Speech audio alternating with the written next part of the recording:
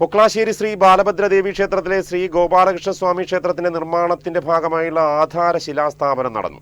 ക്ഷേത്രം തന്ത്രി ബ്രഹ്മശ്രീ പുതുമന ദാമോദരൻ നമ്പൂതിരിയുടെ മുഖ്യ കാർമ്മികത്വത്തിലാണ് ചടങ്ങുകൾ നടന്നത്.